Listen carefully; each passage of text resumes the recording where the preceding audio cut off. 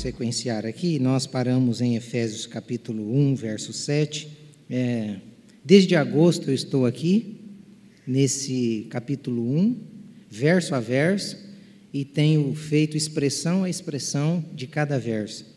E hoje não vai ser diferente. O verso 7, o Paulo, como eu disse, ele continua derramando doutrina. Do verso 3 até o verso 7 é pura doutrina. E Paulo despeja a doutrina, despeja a teologia nos irmãos de Éfeso e nos leitores dessa carta. Ele começa no verso 4 falando da eleição, da santificação. No verso 5, no verso 6, ele fala da adoção e da predestinação. E no verso 7 ele vai concluir essas doutrinas com a doutrina da redenção, porque a doutrina da redenção é, na realidade, a conclusão de todas essas doutrinas. Não existe redenção sem eleição e santificação. Não existe redenção sem adoção e sem predestinação. A redenção é a conclusão, é o fim de todas essas teologias, de todas essas doutrinas que antecederam esse caminho, essa proposta, não de Paulo, mas das Sagradas Escrituras. E pensando sobre a doutrina da redenção, a imagem que me vem à mente é essa imagem. Eu poderia colocar aqui um Jesus glorificado, com uma coroa de glória. Porque na cabeça de muitos, a doutrina da redenção, ou a pregação que alegra o coração das pessoas, é aquela que apresenta o Jesus ressurreto, o Jesus glorificado. Mas redenção é isso. O significado dessa imagem, ela deve perfurar o nosso coração. Ela deve fazer a nossa vida sangrar pelo amor de Jesus. Porque o amor de Jesus para comigo o fez sangrar. O levou à morte. Mas o meu para com Jesus não sangra. O meu para Jesus, para com Jesus, continua acomodado, preguiçoso. O meu amor para com Jesus continua sem consciência cristã, sem importância, sem valorização por aquilo que foi feito. Então essa imagem ela precisa falar muito. Enquanto ele derramava sangue, a gente continua dormindo. Enquanto ele derramava sangue, a gente continua fazendo o que a gente quer. E tem a coragem de se denominar cristão. Cristão do quê? Seguidor de quem? O caminho que ele traçou foi um caminho com sangue. O caminho que ele abriu foi um caminho com morte. Foi um caminho em que ele se verteu, em que ele se desmanchou, em que ele se esvaiu. Esse foi o caminho da redenção. Para eu ficar dormindo, para eu não achar importante o que é realmente importante, para eu não valorizar aquilo que foi feito com tanto sacrifício.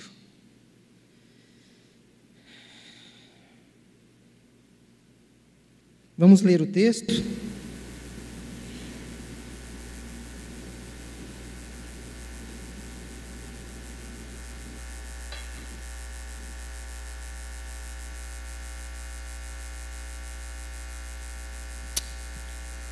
Em quem temos a redenção pelo seu sangue, a remissão das ofensas segundo as riquezas da sua graça. Senhor, nós estamos diante da Tua palavra E eu te peço, ó Deus poderoso, que o Espírito do Senhor dirija a minha vida, que o Espírito do Senhor use a minha boca, a minha mente, o meu coração, para que todo raciocínio provenha do Senhor, que eu seja sua boca. Abra o nosso entendimento nesse momento, Senhor, para esta preciosidade de palavra que o Senhor tem a falar com os seus filhos, com as suas ovelhas, porque sabemos que muitos bodes empinarão, muitos bodes procurarão dar cabeçadas, mas aqueles aos quais o Senhor de antemão os separou, os chamou, os santificou, os adotou, os predestinou, esses acatarão como disciplina do Senhor. Esses acatarão como uma forma em que o Senhor, por amor, traz o filho para perto e explica com tanta clareza os valores, as importâncias que devemos dar a Ti. É isso que eu te peço em nome de Jesus. Amém, Senhor. Então aqui o Paulo, eu vou passar rapidamente porque vejo que tem muitos visitantes e talvez eles não estejam no contexto. Aqui Paulo está apresentando as suas preocupações em falar sobre essa doutrina, a doutrina da redenção, e ele vai apresentar a primeira preocupação como, aqui, na verdade, demonstrar ou descrever a vontade do Pai. Então, quando você olha dos versos 3 até o verso 7, é uma descrição da vontade do Pai. E quando você percebe a vontade do Pai, você não vê só a vontade do Pai, você vê a vontade da Trindade, que era uma só. O propósito da santa e bendita Trindade é nos fazer santos, irrepreensíveis, em amor, diante de Deus, para a glória de Deus. Então Paulo, ele descreve isso muito bem.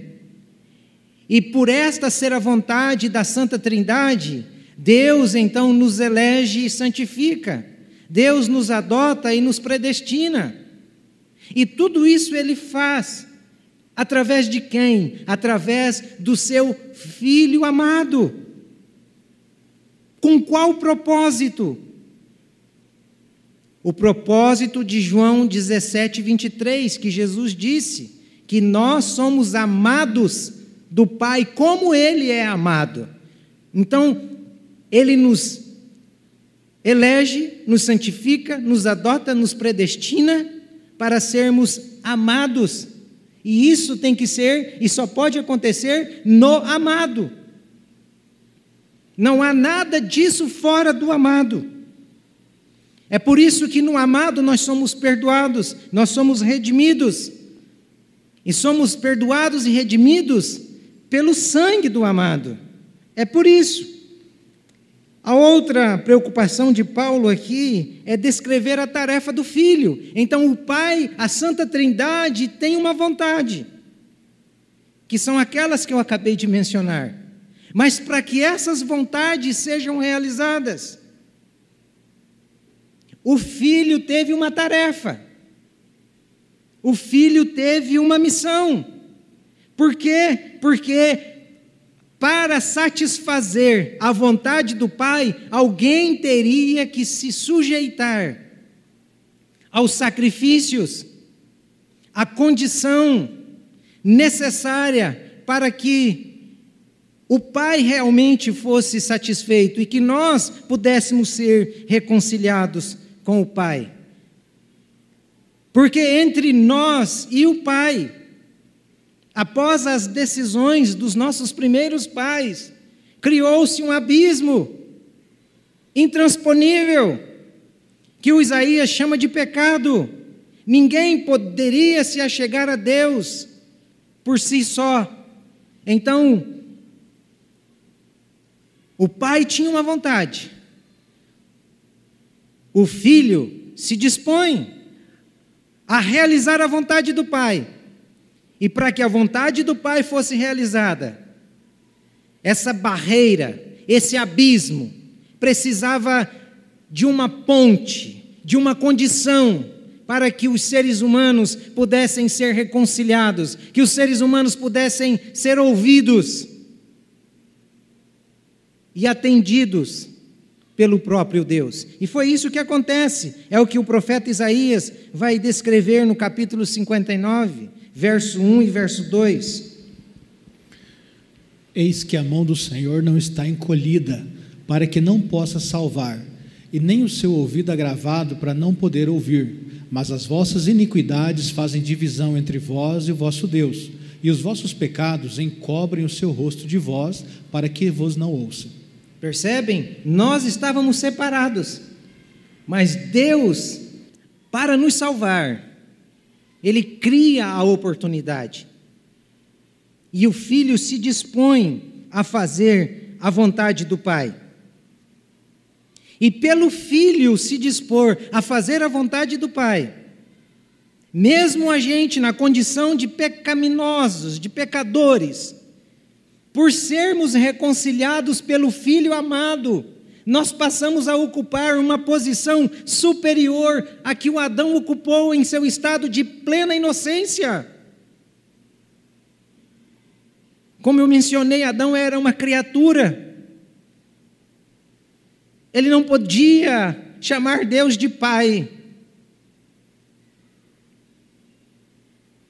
E nós, mesmo pecadores, quando somos reconciliados através do Filho, pelo Filho ser amado, nós passamos também a ser chamados de filho, não só de filho, mas de amados do Pai.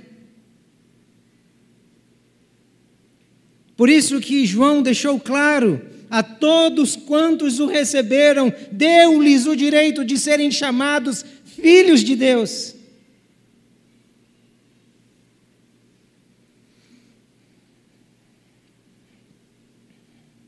A terceira preocupação de Paulo era formar uma consciência cristã.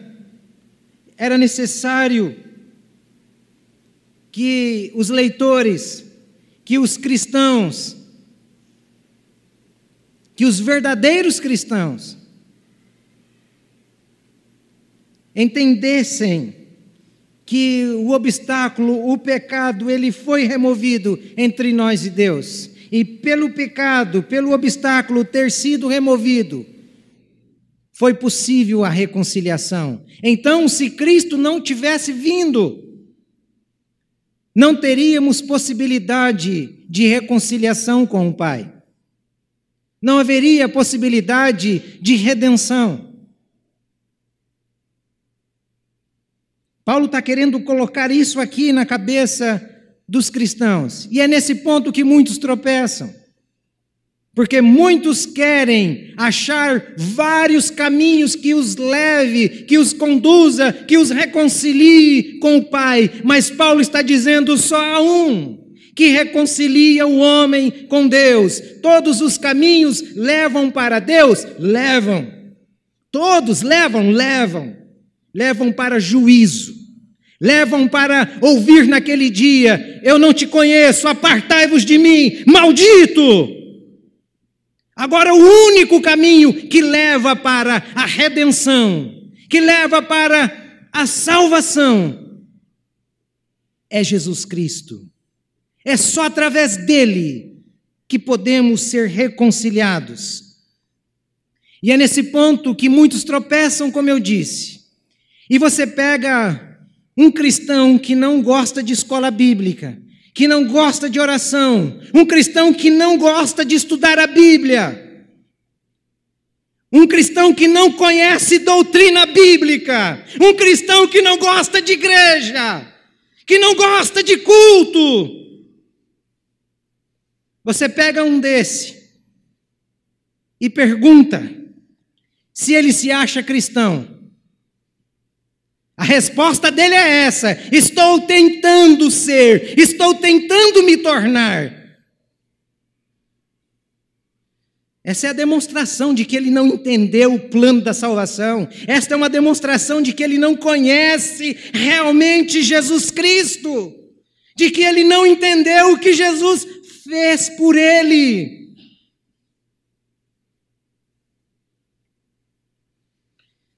E é triste, quase 2000 anos de cristianismo, e ainda é necessário dizer que nenhum homem, nenhum ser humano conseguiu se fazer cristão, nenhum ser humano conseguiu tornar-se cristão por si mesmo.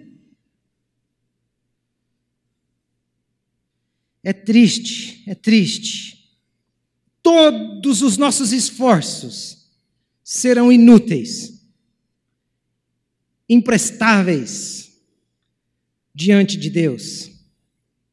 Quem escreve a carta é Paulo, aquele que se orgulhava de ter sido judeu, fariseu de fariseu, aquele que se orgulhava em cumprir a fio todos os preceitos da lei, mas quando ele tem um encontro com a graça de Deus, ele chega à consciência de dizer que tudo o que ele tinha e tudo o que ele ganhou era esterco. Era esterco. Então, o primeiro termo que nós analisamos foi o significado da redenção. Eu não vou gastar tempo, só lembrando que a redenção tem dois fundamentos: o comprador e o valor que foi pago.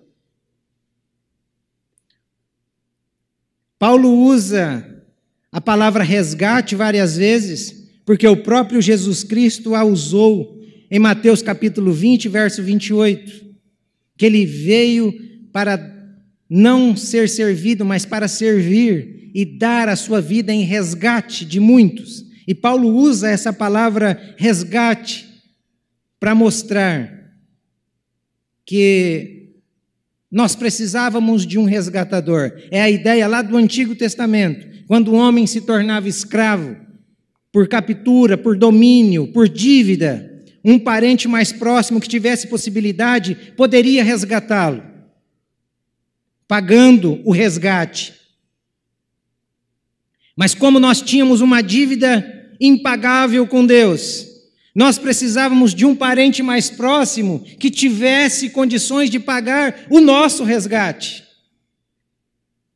E aí entra justamente a frase linda de Calvino,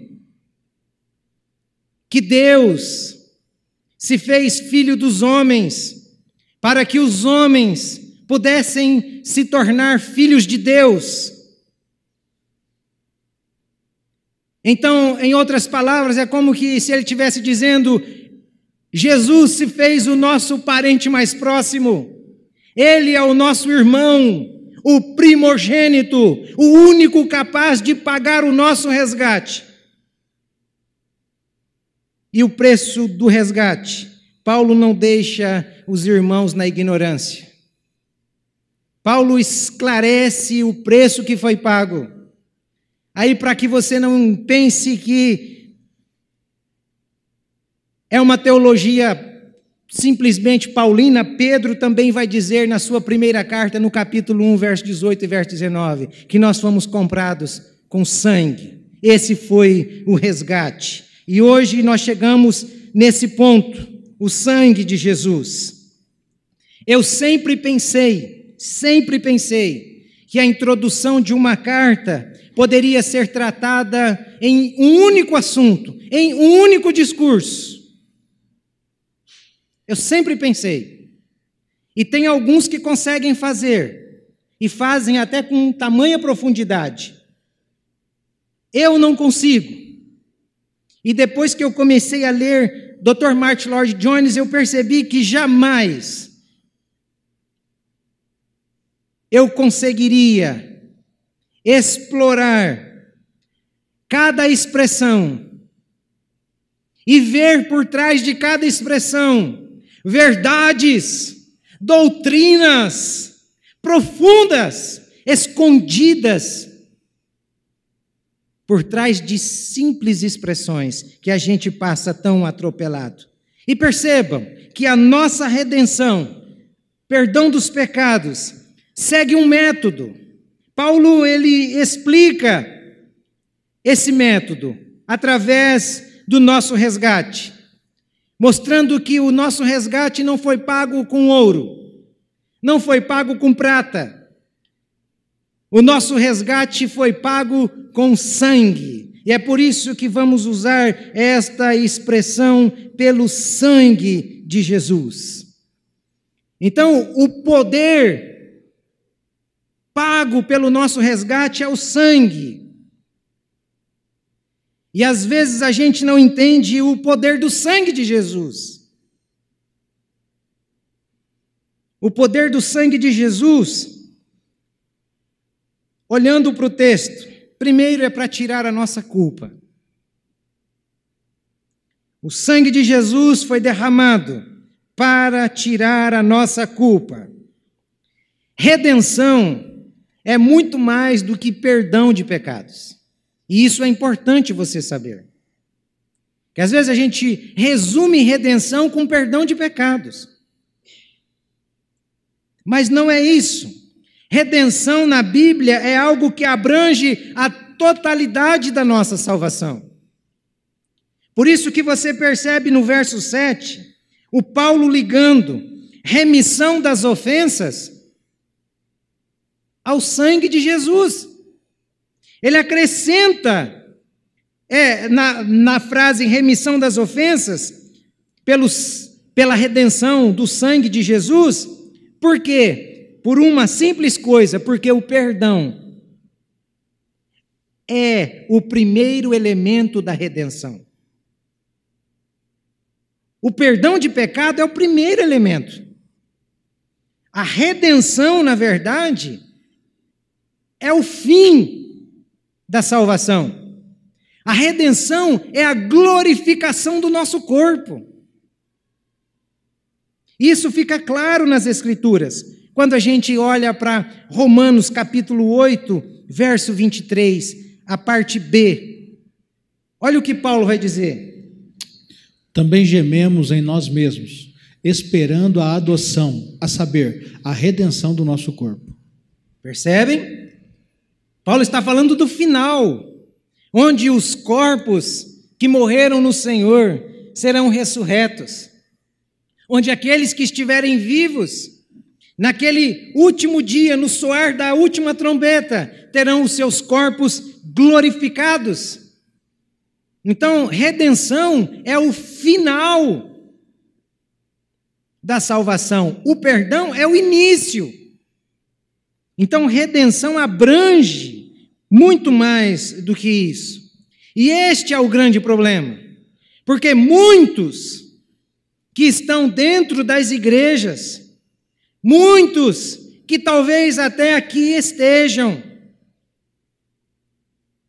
gostam de ouvir um discurso de um Jesus glorificado, de um Jesus que ressuscitou, de um Jesus que veio para eliminar os problemas da nossa vida, de um Jesus que veio para nos fazer felizes. Talvez você esteja perguntando, mas ele não veio para isso? Veio, até veio, mas isso é secundário. O primário é que ele veio para substituir a minha vida na cruz. Este é o primário, este é o que vem primeiro. Tudo começa na cruz. Tudo começa no sangue. É ali que começa. E esse tipo de crente, ele se envergonha da mensagem da cruz. Às vezes você vai para ouvir, para assistir alguma coisa sobre salvação, e não há uma fala do sangue de Jesus. Há só fala de Cristo glorificado, de Cristo ressurreto. Mas e o Cristo que morreu? E o sangue que foi vertido? Aonde que está? Porque o sangue parece derrota. Mas o sangue na vida do crente não é derrota. Olha o que Paulo diz. Mas nós pregamos a Cristo crucificado, que é escândalo para os judeus e loucura para os gregos. O que é que Paulo pregava? Cristo crucificado. Porque Paulo entendeu que tudo começa pelo sangue de Jesus Cristo. E sabe por que muitos não gostam da mensagem da cruz? Do Cristo crucificado? Do Cristo vertendo sangue? Porque a cruz revela a minha culpa. A cruz revela o meu pecado. Então eu quero o Cristo glorificado, porque o Cristo glorificado não mostra o meu pecado. Mostra o que eu vou ser, não quem eu era, antes de tê-lo como Senhor da minha vida. Vocês entendem? A cruz mostra o que nós precisamos reconhecer. A cruz mostra quem nós somos. A cruz mostra que nós precisamos nos humilhar diante dela, porque alguém derramou sangue lá, em meu lugar, no seu lugar. Não existe mensagem para o pecador, não existe mensagem para o cristão. Não existe sem que passe pela cruz. A cruz de Cristo é o centro da mensagem. Por isso nós não fomos salvos pela vida de Jesus.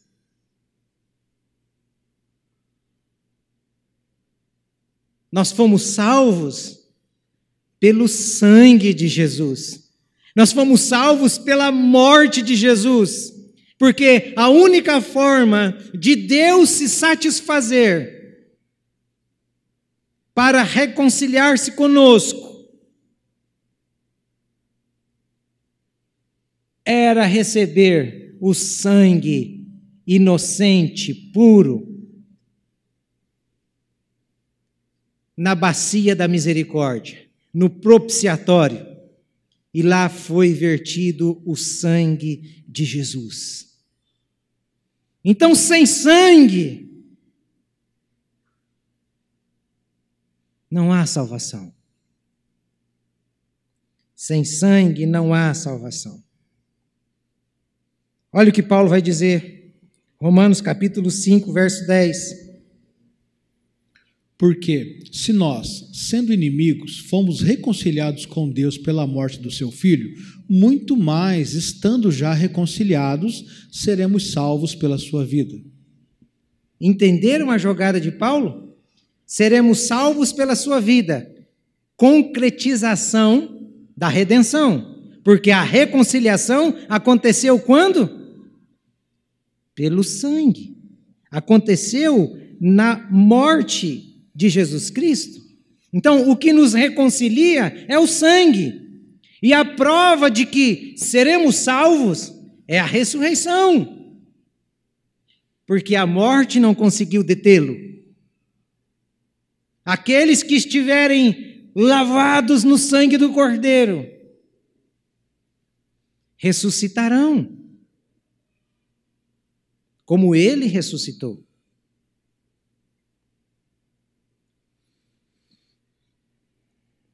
Segunda coisa e última que o poder do sangue de Jesus demonstra é que ele não só tira a culpa, mas ele também dá completo perdão. Jesus não precisa morrer por mim todas as vezes que eu peco. Quando Jesus morreu, quando ele verteu o seu sangue, pela primeira e única vez, foi tão eficaz que valeu e pagou toda a minha dívida. O resgate foi pago de uma só vez, através do sangue de Jesus Cristo. E a palavra pecado, ela pode ser traduzida como delito, uma linguagem bem militar, delito. E nós somos miliantes. Todos nós, diante de Deus, somos miliantes. Somos cometedores de delitos incontáveis. Nós transgredimos, nós violamos, nós arrombamos com todos os preceitos da santa lei de Deus. Por isso que precisávamos de um perdão completo, porque somos carregados de pecado, de delito. Tem alguém aqui que não pecou hoje?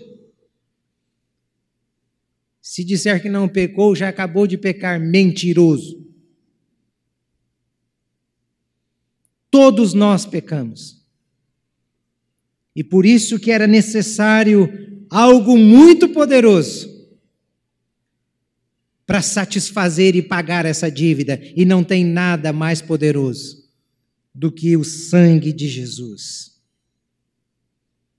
E enquanto nós queremos esconder o nosso pecado, os nossos delitos, as nossas transgressões, debaixo do tapete para sermos felizes, o que é que Deus fez? Deus expôs publicamente o meu pecado, o seu pecado, o nosso delito, na pessoa de seu Filho Jesus Cristo. Isso não te deixa envergonhado? Eu me sinto envergonhado. Por isso, tudo o que eu fizer para conhecer o meu Senhor, para buscar o meu Senhor, é pouco, pelo tanto que Ele fez por mim. Ele assumiu o meu lugar. Ele pagou o que eu não podia pagar e o que era meu. Isso não te constrange? É pouco? Deus desmascara o pecado. Deus pune o pecado que é meu e seu no seu Filho, no amado, no unigênito, no santo, no perfeito, no puro.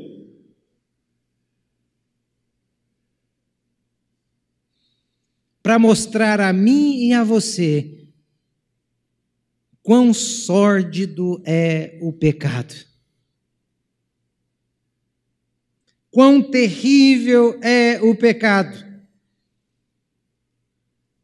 a ponto de nada poder tratá-lo satisfatoriamente diante do Pai, senão o sangue do próprio Filho. Não poderia tratar o pecado de uma outra forma? Mas de tão sórdido,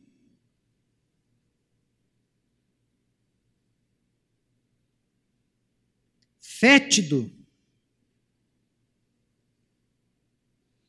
o pecado fede tanto,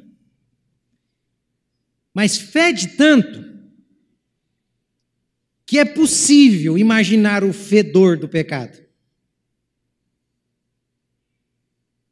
Eu vou te chamar a andar agora comigo rapidamente pelo shopping do pecado.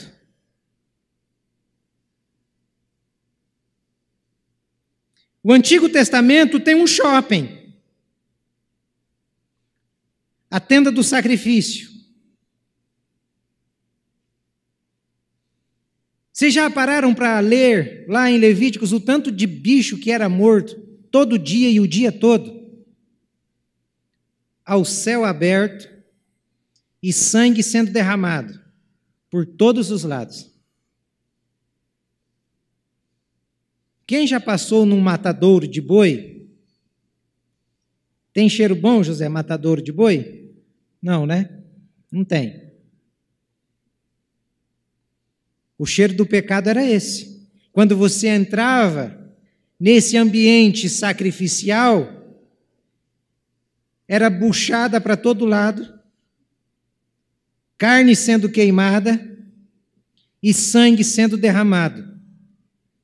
Pensa no meio de um deserto, o sol causticante e aquele cheiro subindo. Esse é o shopping do pecado. Nós estamos acostumados a andar nos shoppings aonde pecamos, mas não no shopping do pecado. E o shopping onde pecamos, ele é cheiroso. Tem pessoas limpando 24 horas e jogando cheirinhos agradáveis.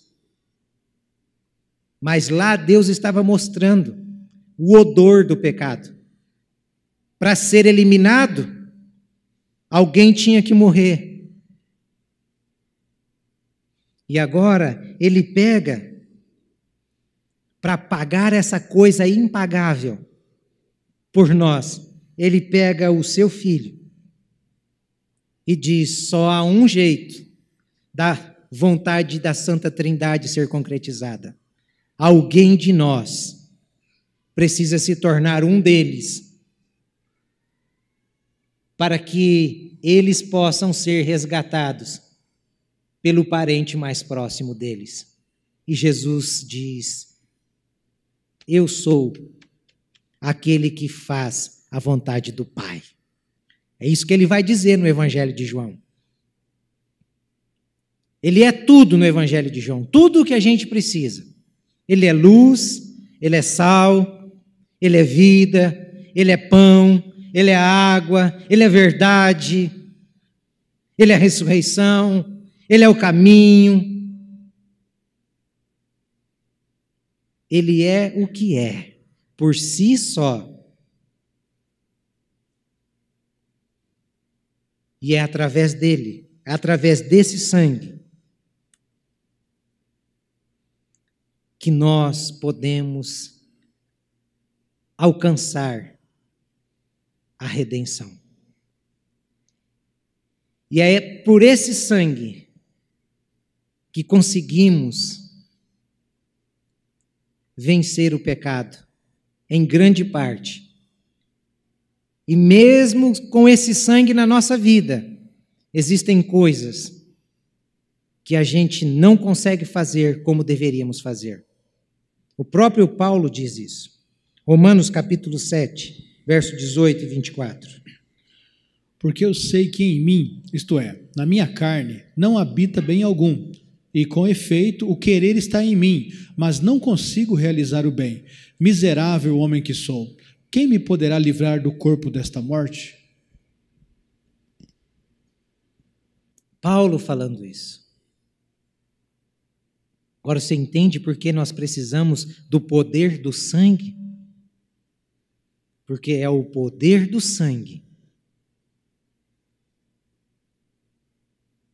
que satisfaz, que trata de modo satisfatório o pecado. E trata de uma vez por todas. Jeremias, capítulo 31, 34, a parte C, Hebreus 10, verso 17, vão dizer a mesma coisa. Pode ler, Juliano. E Romanos 8:1 também. E jamais me lembrarei de seus pecados e de suas iniquidades. Portanto, agora, nenhuma condenação há para os que estão em Cristo Jesus, que não anda segundo a carne, mas segundo o Espírito. Jeremias 31, 34c e Hebreus 10, 17 é a mesma fala. E Romanos 8:1, Paulo está concluindo aquele pensamento que ele faz no capítulo 7. Quem me livrará do corpo dessa morte? Ele está dizendo, graças a Deus, que por mais que eu não consiga viver uma vida sem pecar, nenhuma condenação há para aqueles que estão em Cristo, que não andam segundo a carne, mas segundo o Espírito. Por isso que os nossos pecados foram perdoados para sempre, a ponto das Escrituras dizer, jamais me lembrarei de seus pecados e de suas iniquidades. Eu os lanço no mar do esquecimento. Os nossos pecados, então, de ontem, de hoje, de amanhã, eles já foram pagos. Até o dia em que nós estivermos aqui nessa terra, eles já foram pagos, expiados no sangue de Jesus Cristo. E sabe quando isso aconteceu? Quando nós estávamos indo para o inferno. Isso aconteceu lá. Por isso que eu disse para vocês que eu fico assustado. Porque, aparentemente, foi mais fácil Deus criar tudo o que Ele criou. Porque tudo o que Ele criou foi criado pela palavra dEle. Ele disse, haja luz e houve luz. Haja separação entre porção seca e as águas. E houve terra e houve águas. Não foi mais fácil criar tudo do que resolver o problema do pecado? Porque no problema do pecado ele não pôde dizer, está perdoado. No problema do pecado, ele teve que na pessoa de seu filho, deixar o seu palácio real, o seu palácio de glória, deixar a vida e a comunhão que ele tinha com o Pai, se reduzir a um embrião, se reduzir a um homem, se sujeitar a todo tipo de escárnio, ele foi cuspido, ele foi ridicularizado, ele foi chicoteado, ele foi moído, ele foi furado, zombado, exposto ao ridículo.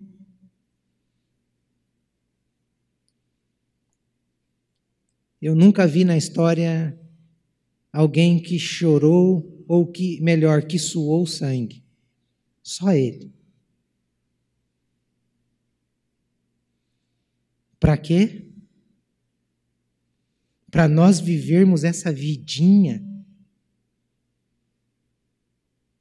atolada no pecado, atolada nos prazeres e atolada naquilo que nós achamos que é importante?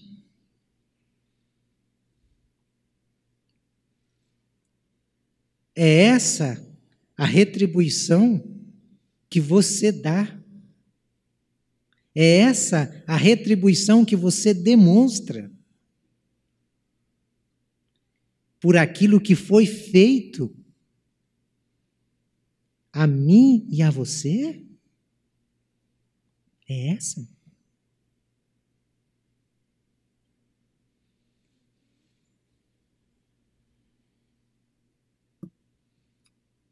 Acho que eu não vou na igreja hoje não estou com muita vontade.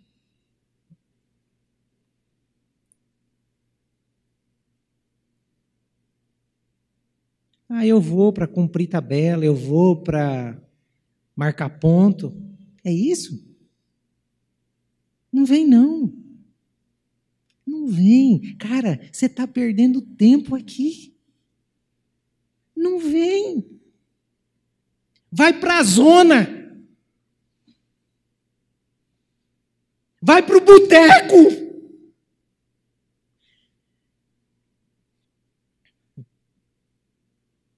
Vai para onde você quiser.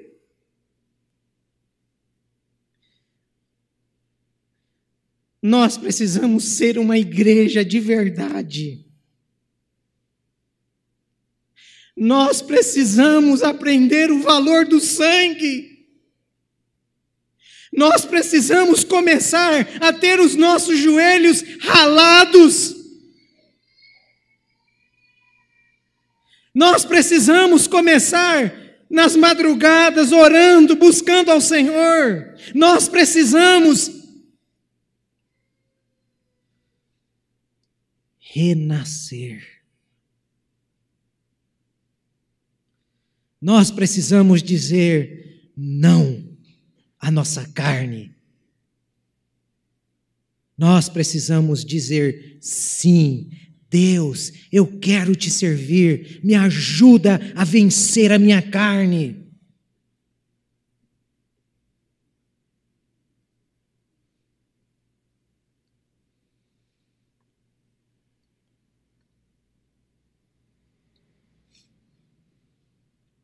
Eu fico às vezes constrangido de ver o Torres, está ali hoje, enfrentando um câncer, a Cláudia enfrentando um câncer.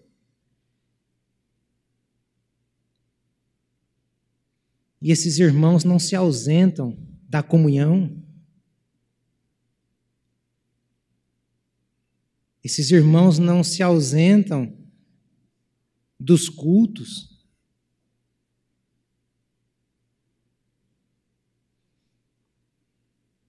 Tem um outro lado também, eu me lembro do Emerson, antigamente, que ele era aquele que vinha de vez em quando. Aí, de repente, um dia, o ferro dele subiu. Quase que ele vira um homem de ferro. E aí, ele andando nas estradas e preocupado, e disse, se eu morrer, eu vou abraçar o capeta.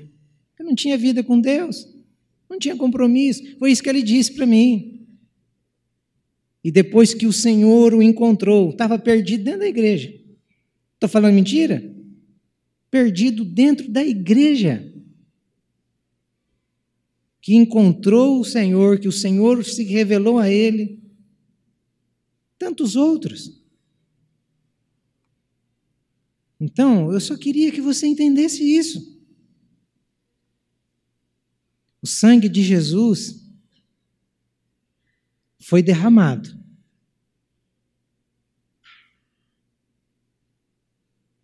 O que é que temos perdido? Porque não tem como, viu, irmão? Viu, irmã?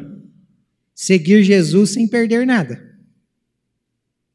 Se você quer seguir Jesus sem perder nada, vai procurar outra igreja. porque esse não é o evangelho do Senhor. E sabe o que é que a gente tem que perder para seguir Jesus? A nossa vida, só isso. Ele disse: aquele que amar pai, mãe, filho, esposa mais do que a mim, não é digno de mim. Aí ele olha para uma pessoa e diz: Juliano, me segue. Aí o Juliano diz: não, Senhor, eu posso te seguir daqui a pouco, eu vou enterrar o meu pai e a minha mãe, eles estão velhinhos. Aí Jesus olha para ele: Juliano, deixa que os mortos enterrem os seus mortos. Quer me seguir? É assim.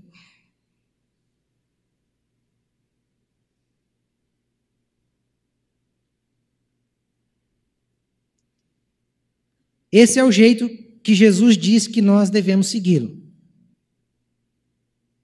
Ele não perguntou a mim e a você que jeito nós queríamos segui-lo. Ele disse que para segui-lo é assim. O que é que nós queremos acrescentar? Ou o que é que nós queremos tirar? A Bíblia é muito clara. Maldito é aquele que acrescentar ou tirar. Maldito é aquele que vai além do que está escrito. Pega a igreja de Atos. Veja como aquela igreja participava.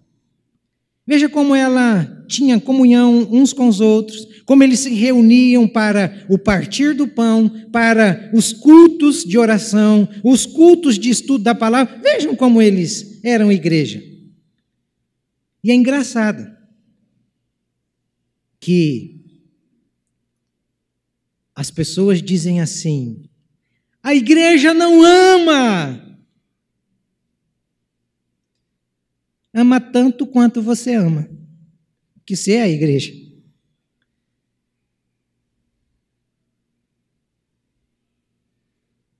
Qual o seu envolvimento? O envolvimento de Deus comigo e com você foi o sangue. Foi o sangue. Qual é o meu e o seu com ele? Começa com S também? Não é o sangue, é o sono.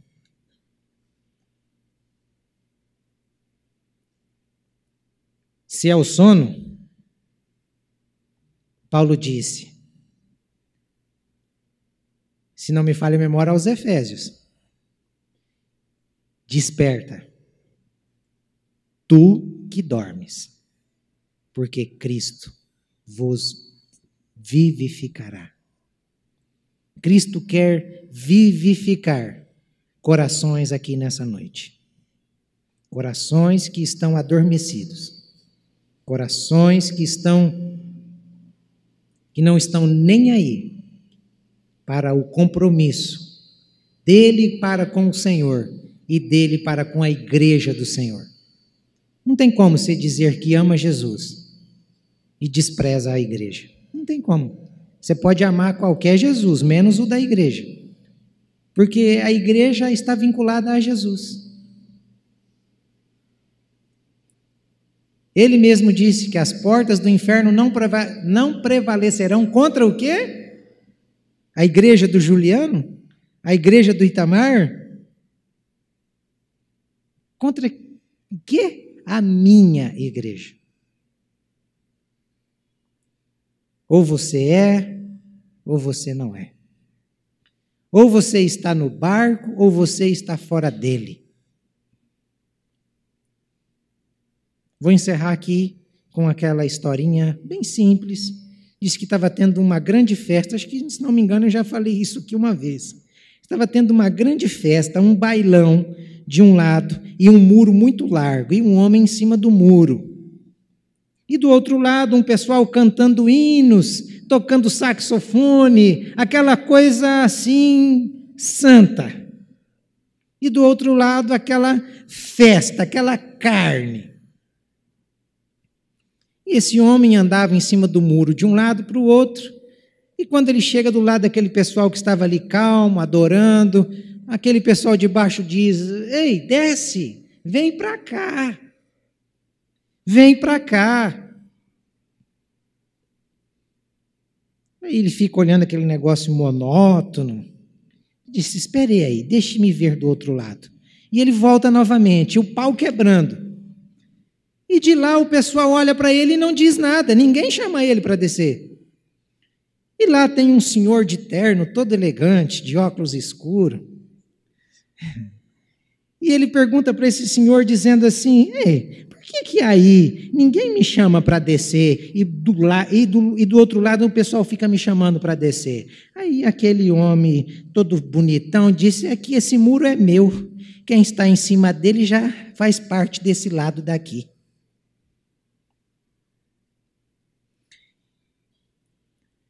Você está em cima do muro? Está indeciso? Não, já decidiu. Quem está em cima do muro está decidido. Ou você desce para o lado que Cristo te chama, ou você desce para o outro lado, pelo menos você vai aproveitar um pouco. Porque é duro você ficar em cima do muro, perdendo os prazeres dessa vida, e depois você ir queimar no fogo do inferno. Já que vai queimar mesmo, desgraça com a sua vida e vai festar, vai viver a carne, vai explorar tudo aquilo que o pecado pode te potenciar.